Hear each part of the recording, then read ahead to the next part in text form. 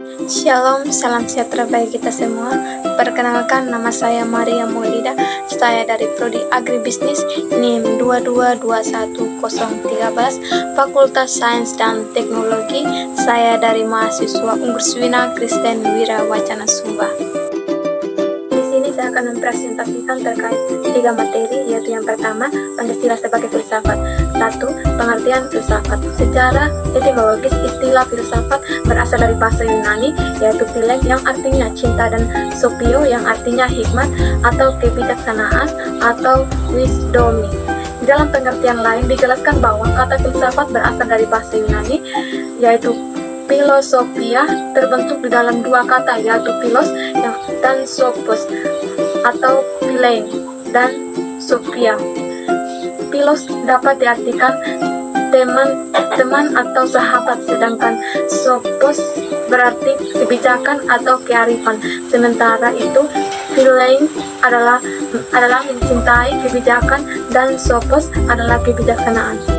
Kedua, aliran-aliran filsafat. Yang pertama, aliran materialisme. Aliran ini mengajar bahwa hakikat realitas kesemestaan termasuk makhluk hidup dan manusia ialah material, karena semua realitas itu ditentukan oleh materi, misalnya kebutuhan pokok dan yang lainnya. Yang kedua, aliran idealisme atau spiritualisme. Aliran ini mengajarkan bahwa ide dan spirit manusia yang menentukan hidup dan pengertian manusia. Yang ketiga ialah aliran realisme, ialah panduan materi dan jasmania dengan yang non-material seperti spiritual, jiwa, dan rohani.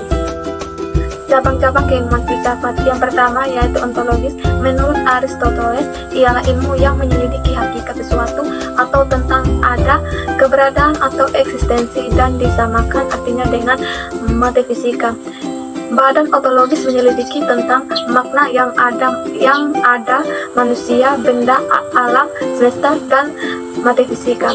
Dasar ontologi Pancasila pada hakikatnya adalah manusia yang memiliki hakikat mutlak, yaitu monopluralis atau monodualis, karena itu juga disebut sebagai dasar antropologi.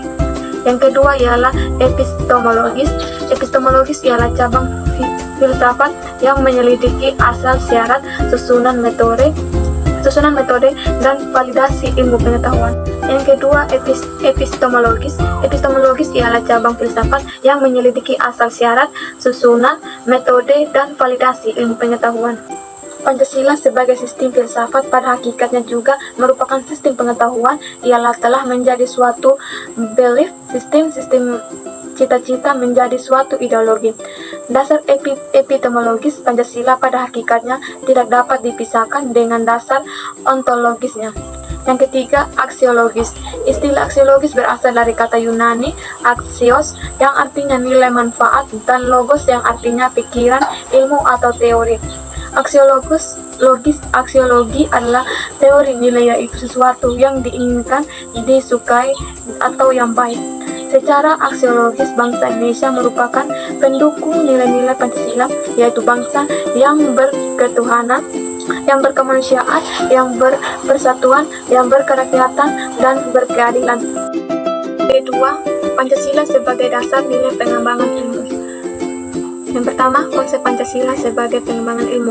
Pengertian Pancasila sebagai dasar nilai pengembangan ilmu dapat mengacu pada beberapa jenis pemahaman. Yang pertama ialah bahwa setiap ilmu pengetahuan dan teknologi yang dikembangkan di Indonesia haruslah tidak bertentangan dengan nilai-nilai yang terkandung di dalam Pancasila. Yang kedua, bahwa setiap iptek yang dikembangkan di Indonesia harus menyertakan nilai-nilai Pancasila sebagai faktor internal pengembangan iptek itu sendiri. Yang ketiga, bahwa nilai-nilai Pancasila berperan sebagai rambu normatif bagi pengembangan iptek di Indonesia, artinya mampu mengendalikan iptek agar tidak keluar dari cara berpikir dan cara bertindak bangsa Indonesia. Selanjutnya, sebagai sistem filsafat, Pancasila memiliki unsur-unsur keilmuan yang terdiri dari ontologi, epistemologi, dan aksiologi sebagai suatu kesatuan yang utuh dan menyeluruh. Ontologi adalah ilmu hakikat yang menyelidiki alam nyata ini dan bagaimana keadaan yang sebenarnya. berkaitan dengan jawaban atas pertanyaan apa atau what. Yang kedua ialah epistemologi, adalah ilmu yang membahas secara mendalam segenap proses penyusun pengetahuan yang benar, berkaitan dengan jawaban atas pertanyaan mengapa atau what. Yang ketiga yaitu aksiologi, adalah ilmu pengetahuan yang menyelidiki hakikat nilai yang ditinjau dari sudut kefilsafatannya, berkaitan dengan jawaban atas pertanyaan bagaimana atau who. Kedua, pentingnya Pancasila sebagai dasar pengembangan ilmu dapat ditelusuri ke dalam hal-hal sebagai berikut. Yang pertama ialah pluralitas nilai yang berkembang di dalam kehidupan bangsa Indonesia seiring dengan kemajuan iptek menimbulkan perubahan di dalam cara pandangan manusia tentang kehidupan. Yang kedua, dampak negatif yang menimbulkan kemajuan iptek terhadap lingkungan hidup berada di dalam tindakan nadir yang membahayakan eksistensi hidup manusia di masa yang akan datang. Yang ketiga ialah perkembangan iptek yang didominasi negara-negara barat dengan politik global ikut mengancam nilai-nilai khas dalam kehidupan. Yang ketiga, dinamika Pancasila sebagai dasar pengembangan ilmu. Yang pertama, Pancasila pada hakikatnya merupakan tatanan nilai kehidupan yang sudah melembaga di dalam ciptaan rasa, kersa, dan karya Indonesia yang sekaligus menjadi kepribadian dan kriteria masyarakat bangsa Indonesia yang harus senantiasa dipelihara, dikembangkan, dan dilestarikan oleh insan di Indonesia sendiri. Sejak disepakati sebagai dasar negara yang rumusannya sebagaimana termaksud di dalam pembuka UUD NRI 1945, 18 Agustus 1945, sampai dengan saat ini telah mengalami berbagai dinamika sekaligus tantangannya. Atas dasar melalui Undang-Undang Nomor 12 Tahun 2011 telah ditetapkan bahwa Pancasila adalah sumber segala sumber hukum negara. Sila-sila Pancasila sehingga melalui pengembangan keilmuan terutama yang berkaitan dengan upaya meningkatkan perwujudan cita-cita dan tujuan nasional. Keempat, ekstensi Pancasila sebagai dasar nilai pengembangan ilmu. Ekstensi atau inti Pancasila sebagai dasar nilai pengembangan ilmu berkaitan erat dengan bagaimana mengembangkan keilmuan menggunakan pendekatan sila-sila Pancasila secara urut dan menyeluruh dan dengan sistematik yang sesuai dengan urutan sila-sila Pancasila.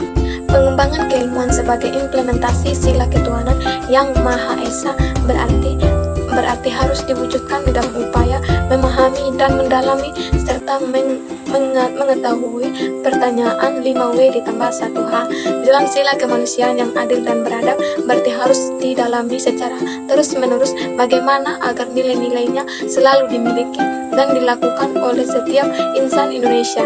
Demikian halnya dalam mengembangkan keilmuan pada sila ketiga dan 4 dan 5 harus semakin lebih memperkokoh persatuan dan kesatuan Indonesia.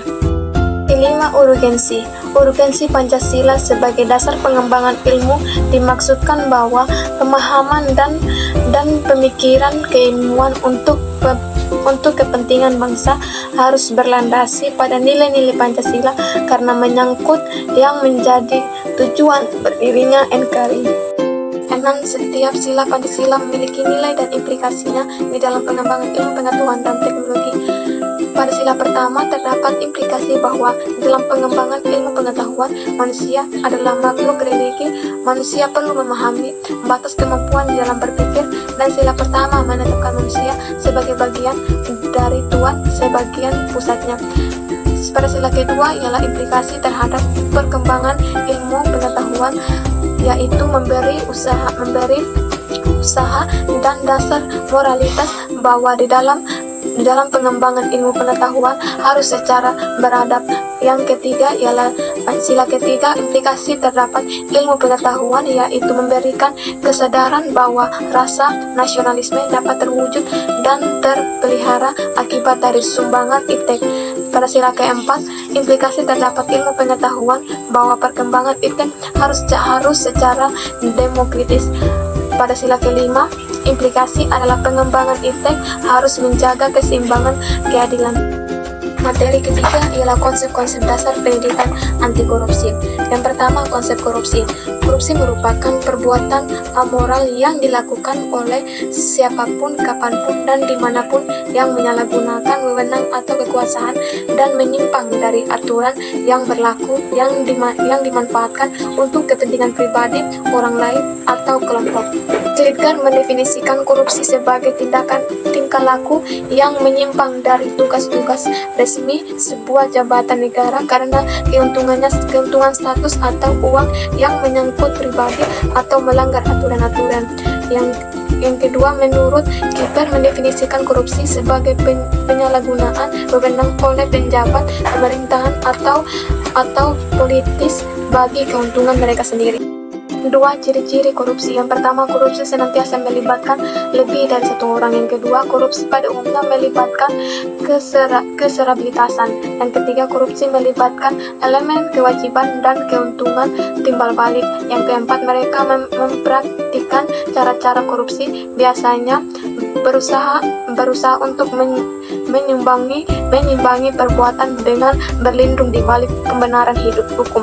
Yang kelima, setiap tindakan korupsi mengandung penipuan. Yang keenam, setiap bentuk korupsi adalah suatu pengkhianatan kepercayaan. Yang ketujuh, setiap bentuk korupsi melibatkan fungsi ganda yang kontradiktif. Yang ke-8, suatu perbuatan korupsi melanggar norma-norma tugas dalam pertanggungjawaban dalam tatanan masyarakat. 3. Alasan mengapa korupsi tumbuh dan berkembang. Yang pertama, kemiskinan membuat pengawas pemerintahan mau melakukan apapun juga asal mendapatkan tambahan penghasilan untuk membuat keluarganya selamat.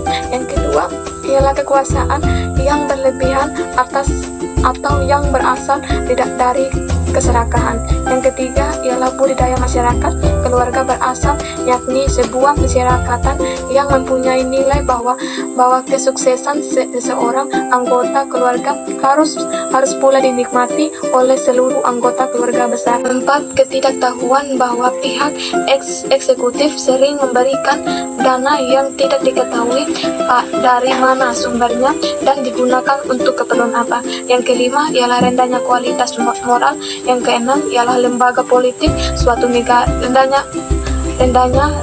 lemahnya lembaga politik suatu negara. Yang ketujuh ialah korupsi terjadi karena penyakit bersama. 4. Konsep anti korupsi. Anti korupsi merupakan kebijakan untuk mencegah dan menghilangkan peluang bagi perkembangan korupsi. Pencegahan yang dimaksud adalah bagaimana meningkatkan kesadaran individu untuk tidak melakukan korupsi dan bagaimana menyelamatkan uang dan aset negara. Kelima, langkah-langkah anti korupsi. Yang pertama, memperbaiki peraturan perundang-undangan yang berlaku untuk mengantisipasi perkembangan korupsi. Yang kedua, memperbaiki cara kerja pemerintahan menjadi sederhana. Yang ketiga, memisahkan secara tegas kepemilikan negara dan kepemilikan pribadi serta memberikan aturan. Yang keempat, menegakkan etika profesi dan tata tertib lembaga dengan pemberian sanksi secara tegas. Yang kelima, penerapan prinsip good governance. Yang keenam, mengantimilikan pemanfaatan teknologi dan memperkecilkan terjadinya humor error. Yang keenam, nilai-nilai anti korupsi.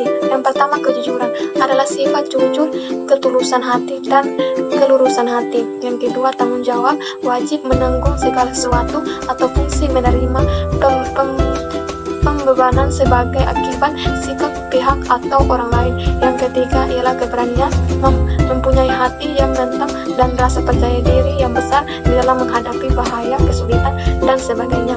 Yang keempat, keadilan, berarti sama berat, tidak berat sebelah, tidak memihak, berpihak kepada kebenaran, berpegang pada kebenaran, dan tidak semena-menanya.